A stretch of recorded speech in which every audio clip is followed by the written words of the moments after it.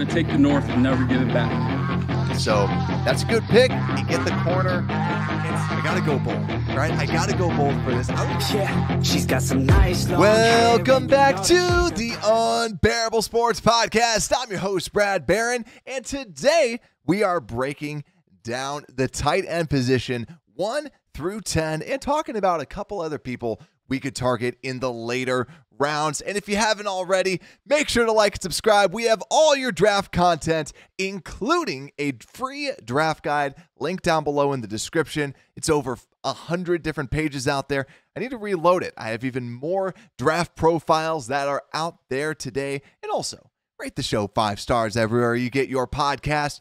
So like I mentioned, today we are going to be breaking down the tight end position. A big reason, we have 2 starting caliber tight ends in Cole Kmet and Gerald Everett. But now what we need to do is we need a backup. We need 3rd, we need 4th string tight ends. And that's what we're going to be talking about here today. And that's actually why, too, we're going the opposite order. Normally go 10 to 1. We're going to go 1 to 10 to really then kind of highlight some of these later round tight ends that I think that the Bears will be looking at as potential 3rd string tight ends that you can develop and just kind of have this nice depth at the position. So without further ado, let's get the show started with tight end number 1. This is no surprise. This is why I just kind of wanted to get it out of the way. But also, there's been rumors that the Bears have actually been talking that this is someone that they did bring in on a top 30 visit. And this is also someone that they're saying if the Bears were to go receiver, it might be Rome Odunze or our tight end 1, Brock Bowers. Tight end out of Georgia, 6'3", 243 junior. And the biggest thing that I can tell you about this guy, big play receiver. 56 receptions last season, 717 yards, 6 touchdowns, 2.65 yards per route run, which is insane for a tight end to be doing out there. Also, 5.1% drop rate, 22.2% contested catch rate, and a 62.4 run block grade. Now, those that look at those stats might go 22.2% contested catch rate. That's terrible. But if you put on the tape and actually see what those quote-unquote drops were, you'd go, oh, yeah, there's no way in heck that that guy makes that catch. Brock Bowers is a phenomenal contested catch receiver. Actually, last year, the year before that, he actually had a higher contested catch rate than Rome Odunze does this season. And Rome Odunze's contested catch rate is like 76%. Brock Bowers is a phenomenal receiver, great hands, and just really more of the yak monster. That's why, to me, reminds me of George Kittle. 2nd highest tight end that PFF graded last season at an 84.4. He's the consensus number 10 player in the nation right now. But really, it's the yards after catch. The thing that makes Brock Bowers so different than anyone else is I haven't really seen a tight end that can break tackles like this since a George Kittle. Like, you see what George Kittle can do after the catch. That's what Brock Bowers does. And I don't have all the specifics on his broken tackles out here on the draft profile, but all you need to know is this guy, I think he was like 2nd among all tight ends in broken tackles, and he was injured for like half the year this year. Like, he's just crazy. He is crazy good. And now I know a lot of people say this. Well, he's a tight end. And every time that a tight end goes in the first round, they don't last with the current team.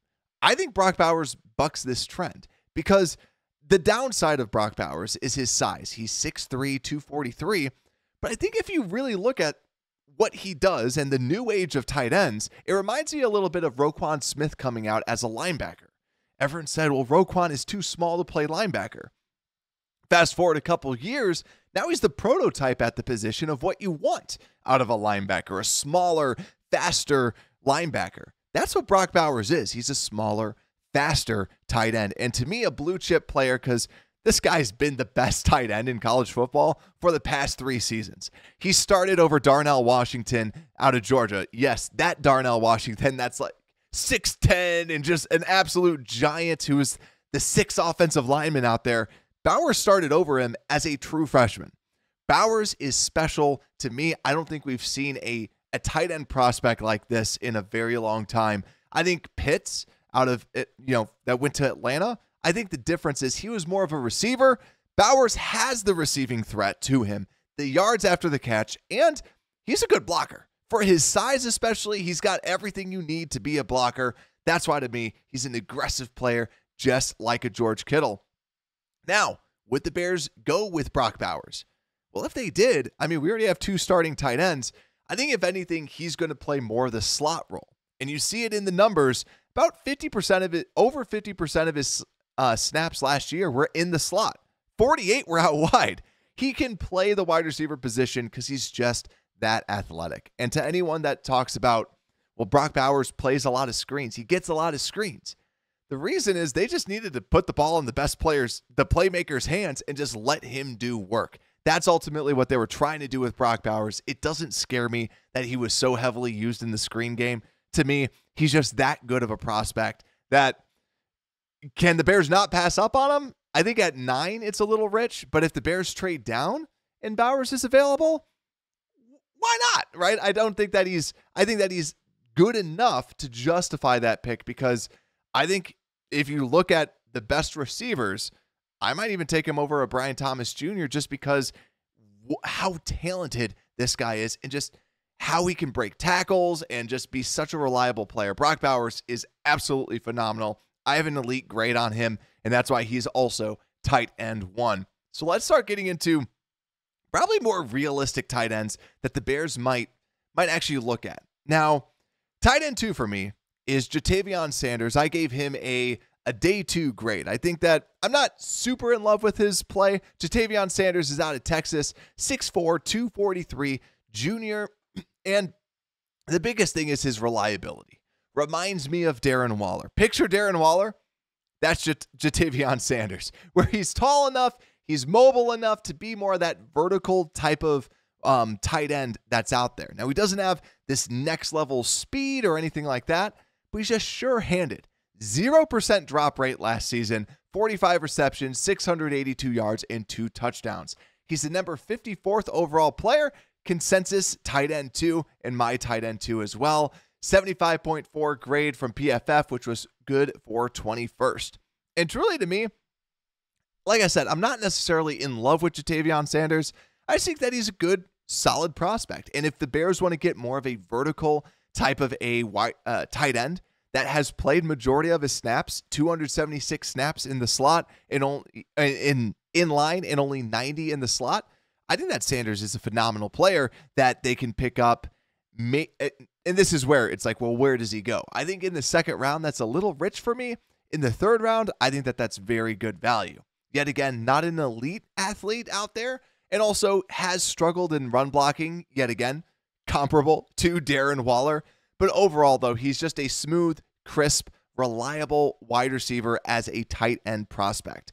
So overall, I don't think that the Bears would go after him, but just wanted to kind of call him out a little bit. But let's carry on to tight end number 3, who I have kind of as another day 2 prospect, and that is Cade Stover. I know that this is a lot of people's favorite tight end that's out there.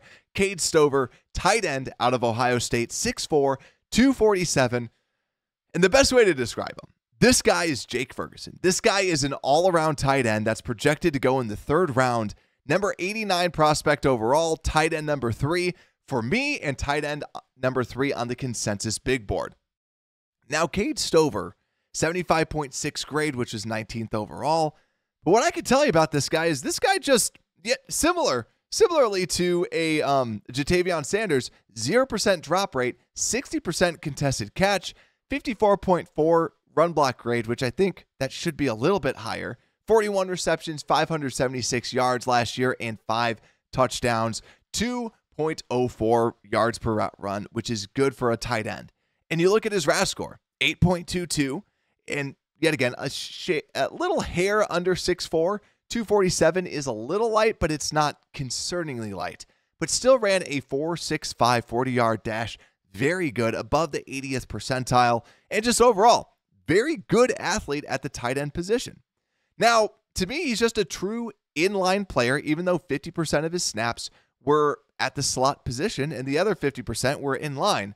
I feel like he checks all the boxes for your prototypical inline tight end, and he's just good. I can't see a world where this isn't a 10-year pro at the NFL level, whether it's a backup or a starter. I think Cade Stover is a very safe pick at the tight end position. Now, his biggest weakness, I just don't see that elite level traits out of a Cade Stover. He's not an elite blocker. He's not an elite receiver. He's just very good. And the best way I call him, he's farm strong. Like, he's literally a farmer, but also he's just a reliable, strong player that's out there. But you would like to see more separation, more breaking tackles. And that's why, to me, I don't necessarily see the eliteness out of his game. And that's why safe player that you can take in the third round. Second would just be a little bit too high. It wouldn't surprise me if Cade Stover is a good player for years to come. So now we go to the next tier. And this guy I was actually tempted to put in that day 2, and I just might, because I've been high on this guy this entire time. And tight end 4 for me is Ben Sinnott. Ben Sinnott out of Kansas State. Ryan Poles guy. He was very good at the Senior Bowl and also tested phenomenally well. He has less than 33-inch arms, which 33 is kind of that magic number for a lot of arm lengths. He's kind of the same height as a Cade Stover at that 6'3.7, so just a hair underneath 6'4". He's 250, ran a 4.68 40-yard dash, had a vertical leap of 40 inches. This guy has a 9.73 RAS grade and just very good athlete. And ultimately, it's his versatility that separates him from anyone else. He's a redshirt junior, 6'4", 250. He's projected to go in round 4. I think he might sneak into round 3. This was also someone who's projected to go in the 6th round, then 5th round, then 4th. He's just steadily going up. Why? He reminds me a lot of Sam Laporta coming out, where this guy just flat out breaks tackles. Similar to like a Brock Bowers, Ben Sinnott is kind of the off-brand version of your Brock Bowers, where this guy can break tackles. This guy can play anywhere that you want. He can play fullback. He can play tight end. He can play in the slot. He had scored an 82 PFF grade last season, which was 6th best. And right now, he's the 103rd consensus player on the big board, and tight end number 5 consensusly, to me, tight end 4. Now, the downside, right? Because 48 receptions, 669 yards, and 6 touchdowns. The downs, and also a 76.1 run block grade. This guy can run block as well. But what's his downsides, right? Because he can break tackles. He can make these big plays. He's incredible. He can play anywhere. The short arms are a bit concerning because when you do watch him play, the catch radius is limited. As weird as it says, like, shorter arms, catch radius, you see that also on tape. That's where he does remind me of a Sam Laporta. Where Laporta has a smaller catch radius, but still, you saw this year how good he is. But also, too, in the blocking game, longer arm defenders also got the best out of him. He's a good run blocker, but when someone does have the length on him, they can kind of toss him aside. So that is a bit of a concern. And that's where, to me, like, those are small concerns for someone that moves as well as Sinnott does. And that's where, to me, I really like this guy. But would you take him at 75? Probably not, because you're really looking for backups that can be out there. If he drops, then heck yeah. But I think if anything, Ben Sinnott is going to be climbing draft boards rather than falling down on a lot of these draft boards. So now we're at the midway point of the big board, and let's talk about tight end number 5. And tight end number 5, not a lot of people are super high on this guy, but Erick All, tight end out of Iowa. That's right, there's another Iowa tight end. And at first, I was in disbelief because I'm like, okay, maybe I'm just helmet scouting Erick All. This guy is a true all-around tight end, 6'4", 252. He's got solid size. Reminds me of an Austin Hooper. And he's projected to go day 3. This is just a smart player that can find the holes in the zones and run a complete route tree, and honestly has the athleticism to be a NFL tight end. Now, if you look at what he did last year, he was injured, and that's kind of his biggest concern, is that he's frequently been injured. He's had 2 consecutive season-ending injuries, and that's the big question. And that's where, when you put on the tape, this guy is phenomenal. Even though you look at the stats and go 16% drops, 33% contested catch, watch the tape. This guy looks like an NFL tight end. He plays like an NFL tight end. Last year in limited snaps, where he only played 50 snaps in line and 68 slot snaps, 21 receptions, 229 yards, and 3 touchdowns. Now, consensus. He's the 163rd consensus player, tight end number 9, my tight end 5.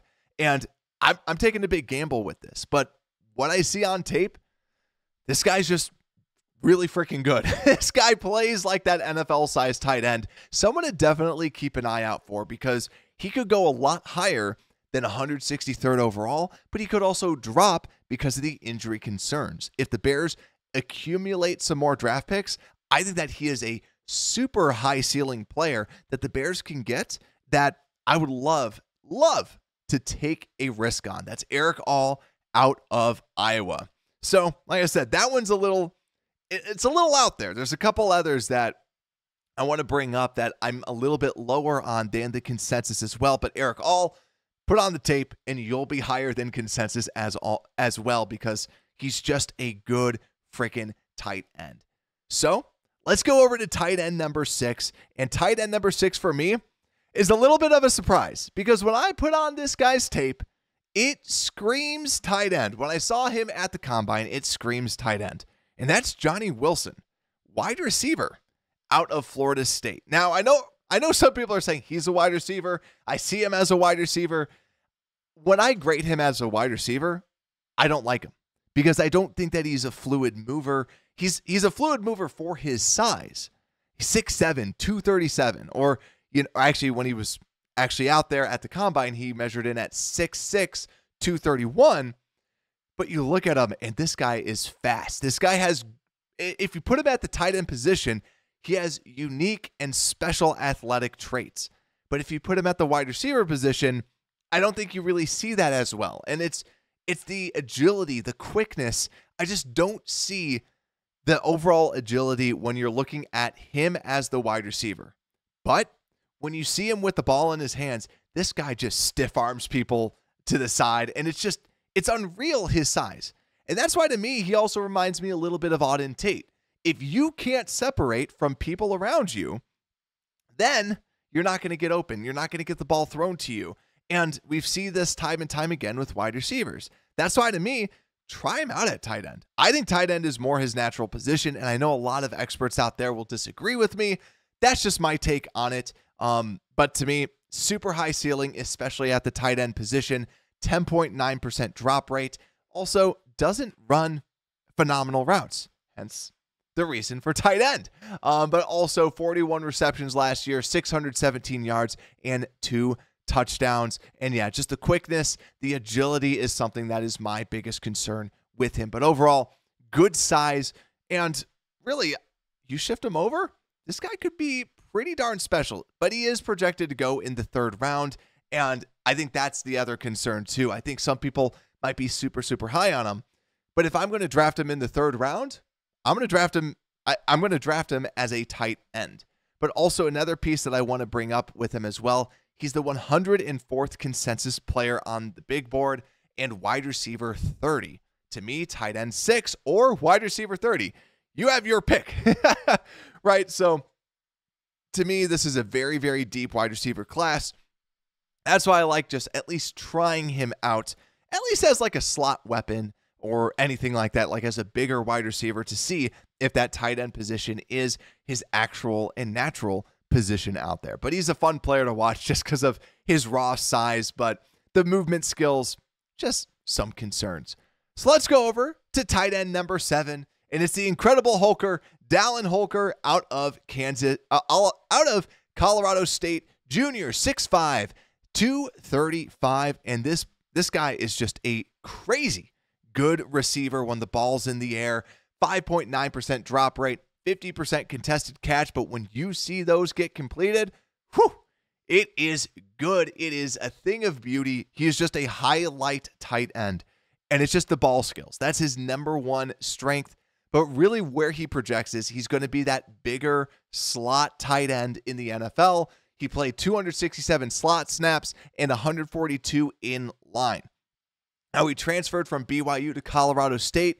He's also went on a mission trip, so he's an older prospect, but still just a very good receiver. Reminds me a little bit of Mike Gesicki coming out, where Gesicki was just this crazy receiver, made these amazing catches, but then you go, well, what about his blocking? Well, not so good. So or you could also even kind of comp him to like a Daniel Brown for the Bears, if for those that remember him, were good receiver, but is he a good blocker? Not so much. Or even a Jesper Horsted, we can comp him as well. But he's got good size from a height perspective at 6'5". 235 is a little bit light, so you can add some more weight to him. But overall, my tight end 7, he's the consensus tight end 11. I just love the upside that you get out of this guy with his natural receiving ability. Have him add a little bit more weight, have him learn how to be more of a blocker, and I think he could be good. He also participated in the Shrine Bowl, and Holker was also someone that really turned a lot of heads, and he was the most reliable player. And on his team, I'm pretty sure there was only one other player that got a target in the entire first half, because Holker they just know this guy's going to get open, this guy's going to catch the ball, throw it to Dallin Holker. And that's why, to me, he's projected to go in the 4th and the 5th round. Could be a very good selection if the Bears want to get more of a receiving threat at the tight end position for their 3rd spot on that tight end depth chart. So that's why, to me, tight end number 7. And now let's go to my last early day 3 grade, late day 2 grade out there. And that is Jaheim Bell out of Florida State. Now, some of you might be going, where's a couple of these other tight ends? We'll talk about those a little bit later. Jaheim Bell, my tight end number 8, tight end out of, actually not out of Georgia. He's the tight end out of Florida State. Must have kept Georgia out there. Redshirt junior, 6'2", 241. He's got the Ryan Poles badge, which means 8.45 RAS score, and also was in the Senior Bowl. Now, you look at him, it stands out why he's not going in the 1st, why he's not going in the 2nd. He is a legit 6'2". 6'2", right on the dot, which is 0.75 percentile at the tight end position. That is terrible. He's very short, but weighs in at 241, which is 23rd percentile, and overall is elite speed grade, 4.61 40-yard dash, and a 1.59 10-yard split. He's a good athlete just with phenomenal speed. And Jaheim Bell, the reason why I like him, I have him I guess I don't like him according to consensus. He's the consensus tight end 7. He's my tight end 8. He's the 152nd overall prospect. Well, I guess too, also, if you look at the board, Johnny Wilson isn't considered a tight end, so we're right on the money with this. Reminds me of Okoronkwo, the tight end for the Tennessee Titans, where they're that same undersized tight end. But this guy, yet again, another big-time playmaker that breaks tackles. He's a former running back, and you see it out there.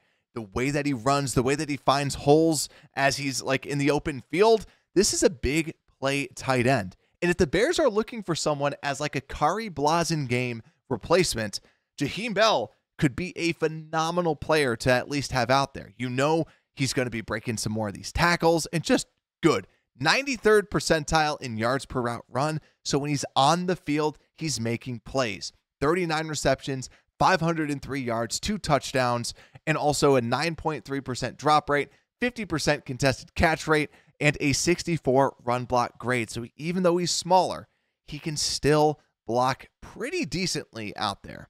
So that's where, to me, the big fear too is just if he's playing that natural inline spot with his natural size only being 6'2", there's some concerns about him being able to maintain blocks against defensive ends and other larger linebackers. But still, if the Bears need a fullback, Jaheim Bell might be a great person to try and nab up to say you're going to make some more larger plays.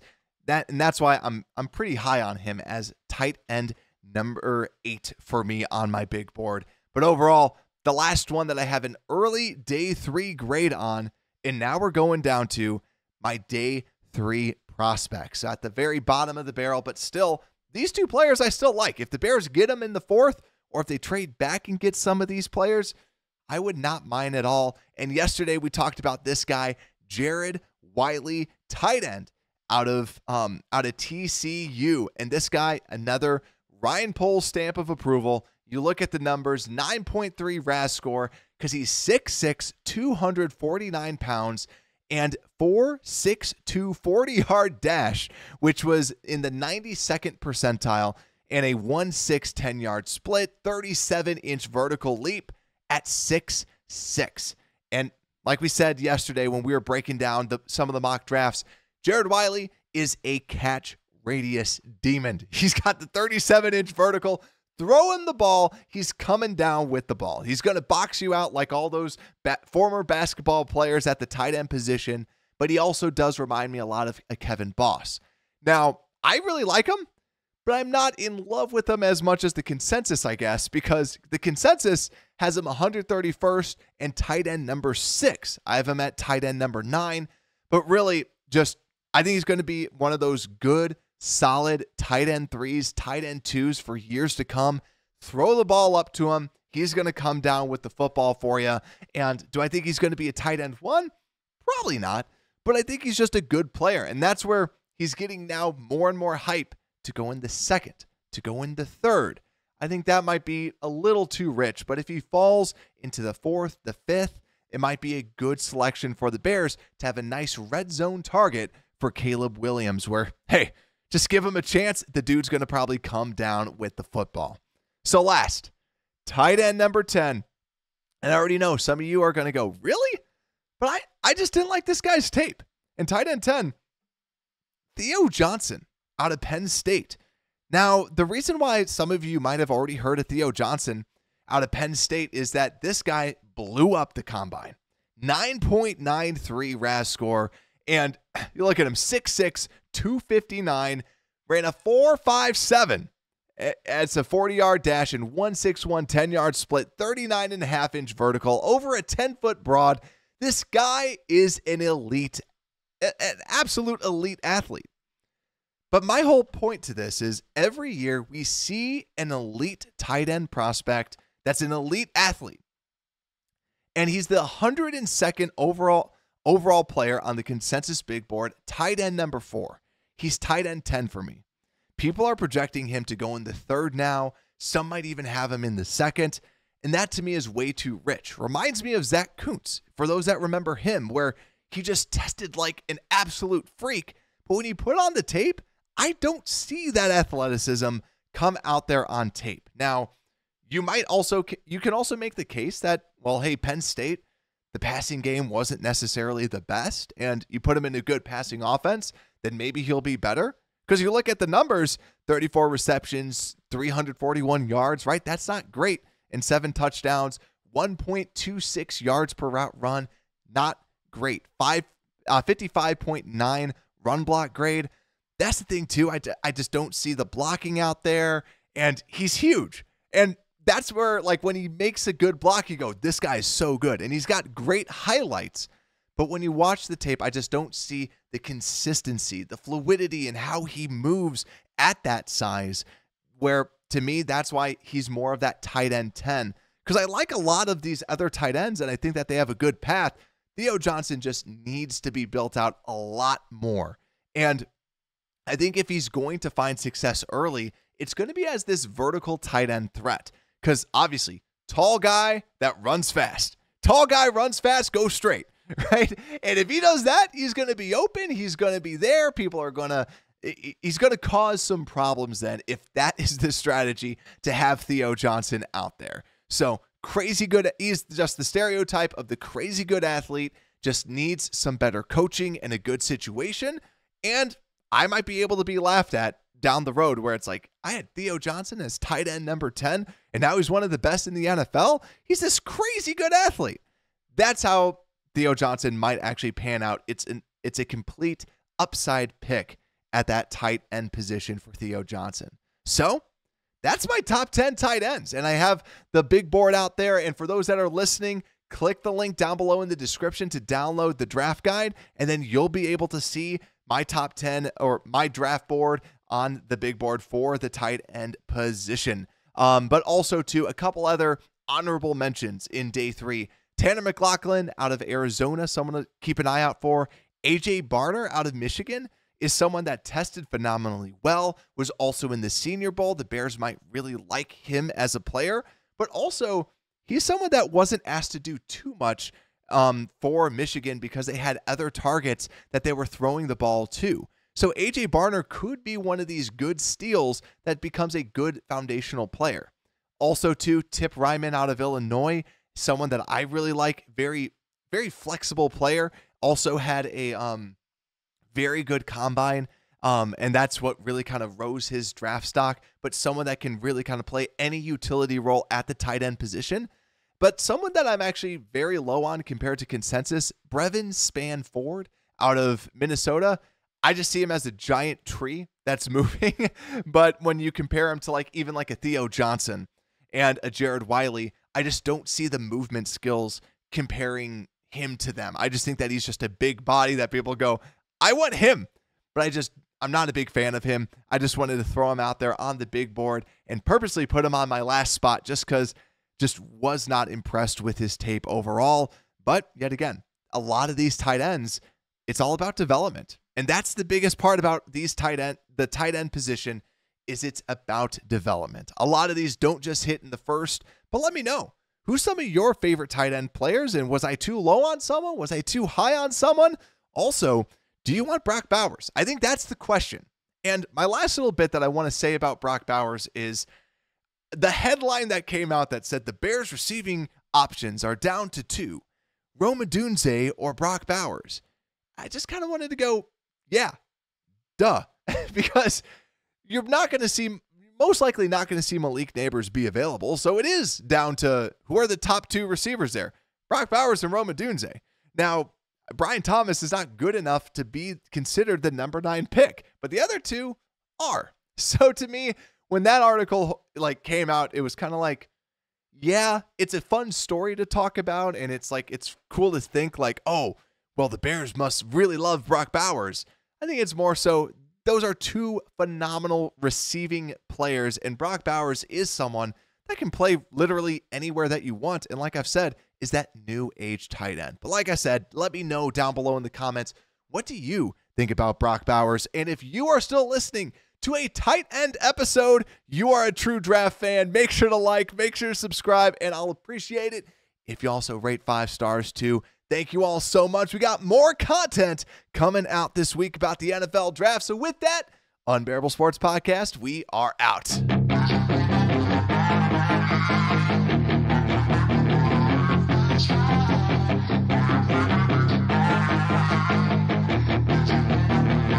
Yeah, she's got some nice long hair, and you know that she's a bad chick.